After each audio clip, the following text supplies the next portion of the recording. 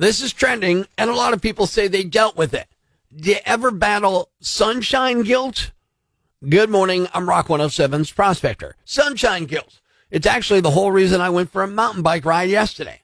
A woman on TikTok is blown up after she was saying she was having a perfectly good day indoors until sunshine guilt ruined everything. Here is the Renee Rena explaining the concept in a quick clip. I am experiencing sunshine guilt right now. It is an abnormally beautiful day outside, but I'm tired. So now I feel this pressure to go outside and go for a walk and enjoy the weather while it lasts. I can't enjoy myself indoors now because the whole time I'm thinking that I should be outside.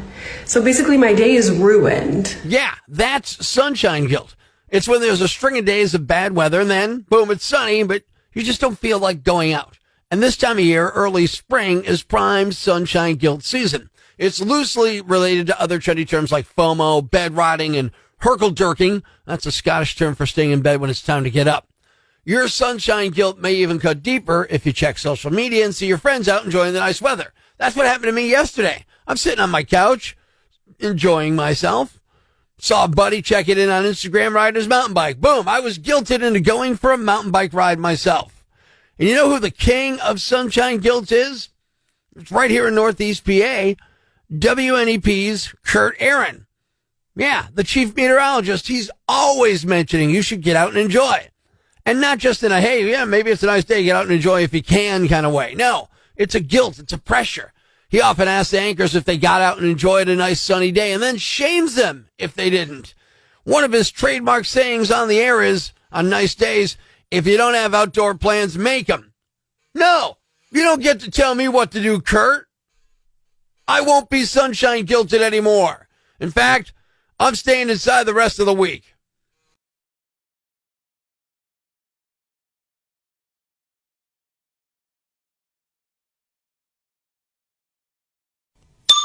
Breaking the news that's already broken. It's time for Prospector's Briefs on Rock 107. The CEO of Boeing will step down. I'm sure I speak for every flyer when I say, don't let the detached cabin door hit you on the way out. Strawberries contain the most pesticides of any fruit. That's why the classic children's character, Strawberry Shortcake, looks like a meth addict these days. Theaters are showing all 9 of the main Star Wars movies in a 20-hour marathon this spring. Fans are already planning to show up after the first 3 and then leave after the next 3. Prospector ruins everything, even the news. Tune in tomorrow for Prospector's Briefs on Rock 107. Down. Or just another reminder that being a parent's a thankless job. Good morning, I'm Rock 107's Prospector. Almost 3 in 4 millennial parents think they're currently doing a better job with their kids than their own parents did with them. Yeah, 73% of millennial parents think they do a better job than their own parents did. Too bad you can't say the same since the holy terror you spawned fits so many things on today's list of top 5 ways to know you raised a bad kid. Here we go. Number 5, he's the only first grader with prison tats. Top 5 ways to know you raised a bad kid. Number 4, he's wanted for a string of big wheel jackings. Number 3, she lights birthday candles with her own Zippo. Top 5 ways to know you raised a bad kid. Number 2, the last time you won Candyland, she shanked you. And the number 1 way to know you raised a bad kid, she was kicked out of T-ball for fixing games. There you have it. Intentional hilarity. Online handles have been changed to protect the stupid. It's X-Stupidity on Rock 107. Twitter handle Sometimes Sports Fan says, free agency in the NFL is underway. I don't see the free part. These guys are getting millions. Ain't free. And Twitter handle Maybe a Luddite says, lost my buddies at the parade. How do I get an Uber? Anyone know Uber's phone number? Hashtag little help. It's X-Stupidity on Rock 107. At Hit 'em Where It Hurts writes, I'm not eating Girl Scout cookies till Boy Scouts get cookies too. How's that, Time's Uppers? Existential Questionnaire asks, if babies born at the hospital are delivered, then why are the parents required to be there? It's X-Stupidity on Rock 107. Not a fan of sequels wonders which came first, World War I or World War II? At Skywatcher78 says, hey, I just saw a shouting star. It's X-Stupidity on Rock 107.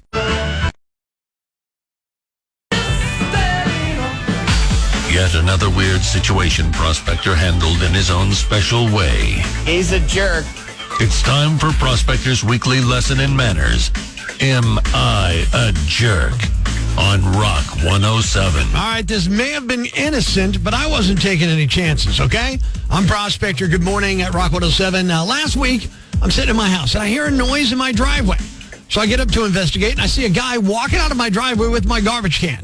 And you can hear some of the audio thanks to the cameras in my yard. Hey! Here you go. You got your garbage. I'll take care of my own garbage. Thank you very much. Yeah, I told him I'd take care of my own garbage. I yelled at him. He says he's taking my can out for me. That's what I tell him. I can take my own garbage out, move along. I get my can, I wheel it back to the driveway. Now, it was the day before trash pickup, and many of my neighbors already had put their cans out. But I put my trash out when I leave for work so that people aren't filling it with little bags of their dog's business, and then it falls to the bottom of the can. It makes this can smell horrible. I don't like it. So, yeah, I yelled at him. Does that make me a jerk? On to the Rock Lines, Fred, checking in. Am I a jerk? Prospector, what's wrong with you? You don't leave the house without being a jerk. I mean, come on. What is wrong with you, Prospector? So you're saying I'm a jerk? You're a jerk. No word of lie. Come on, Prospector. Fred says I'm a jerk, but Bob says, yeah, you're a jerk. He was just trying to be nice. Shannon finally agrees with me. No, not at all. He had no business coming onto somebody's property. And he didn't sound too aggressive, just firm. If he really wanted to take the trash out for you, he should have knocked first. Ed from Scranton on the Rock Lines. Am I a jerk? Rock 107. No, Prospector, absolutely not. I think he was actually, I think you're right, because I think he was stealing your garbage. Got one from the Rock 107 app and the open mic feature. Am I a jerk? Prospector, you're not a jerk. You're just trying to stop somebody from taking out your trash. Maybe he was possibly stealing your trash bin. Who knows? You know, people nowadays, they don't even think to question these things. Oh, I question everything. He was in my driveway. I was a little upset there, you know? Casey says identity thieves do this. I'm glad you caught him. And Joe says, no reason for him to come that far up the driveway. You're not a jerk. Go on, get. Dan from Stroudsburg on the Rock Lines. Am I a jerk? Rock 107. Hey, Prospector. Yo. Hey, I'm just telling you, you're not a jerk. Not a jerk. So you're okay with me going out there and yelling at the guy about that? Yeah. Don't touch my stuff. It's kind of a good rule of thumb for everybody. Don't touch my stuff. Karen, check it in on the Rock Lines, 1-888 Rock 107. She's from Warrior Run. What do you think, Karen? Am I a jerk? No, you're not a jerk. It was nice that he wanted to do that for you, but I would have been concerned the fact that he was on your property. Yeah, I didn't like that either. In the question today of am I a jerk for yelling at the guy who was taking my garbage can out to put it out for me in what he thought was an act of kindness, I thought was an invasion of my privacy and all that. In the question today of am I a jerk, according to you, Northeast PA? No, I am not a jerk. Warning.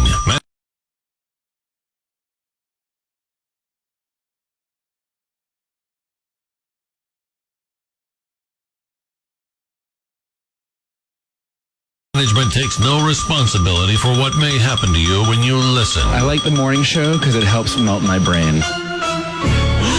Prospector on Northeast PA's Classic Rock. Rock 107. Life's pretty tough right now. There's plenty of bad news, but it's not all bad. It's time for the brighter side of Prospector on Rock 107. A poll found that 84% of Americans will go out of their way to pay it forward whenever they can. The average person estimates they have 5 generous random act of kindness moments a week or 260 a year. Thanks. We needed that. The brighter side of Prospector on Rock 107.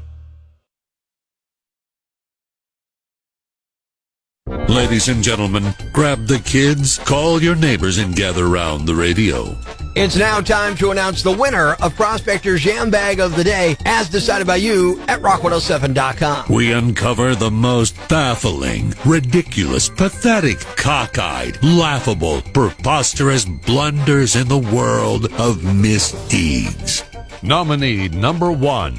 This would be a cute idea from your kid, not so cute in the eyes of the law.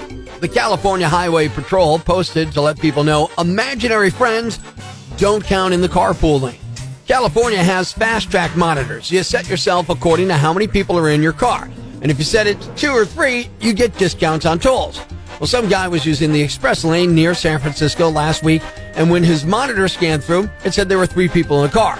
But cops saw him alone and pulled him over. He had a t-shirt wrapped around his passenger seat with a bucket hat on the headrest, so that's passenger number 2, and there was no attempt at a passenger number 3 at all. The Highway Patrol posted an image set to the song You've Got a Friend in Me from Toy Story, and they wrote, quote, imaginary friends don't count as occupants when setting a fast-track transponder. Yesterday, this driver thought he could outsmart our officers on patrol, but failed. The standard fine for setting your transponder wrong is $238. Nominee number 2.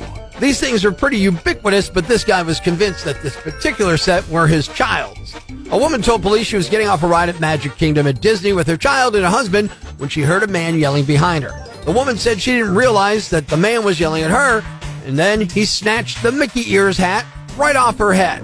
The man said he got off a ride with his daughter, who asked to return to the attraction because she thought she left her Mickey ears there. They went back to the ride when the man said he noticed the woman wearing the same style hat as the one his daughter lost. You know, the kind that are everywhere at Disney. So yeah, he yanked them off her head. The tourist was arrested on account of robbery by sudden snatching. No injuries were reported. And the winner is the guy at Disney World who stole Mickey Mouse ears off a lady's head because he thought they were his daughter's Mickey ears. Yeah, those things are everywhere at Disney, buddy. You're the Yam Bag of the Day, and we'll move on to Friday's Yam Bag of the Week competition. Keep it here for all the nominees for Prospector's Yam Bag of the Day, weekday mornings on Rock 107. Thanks for listening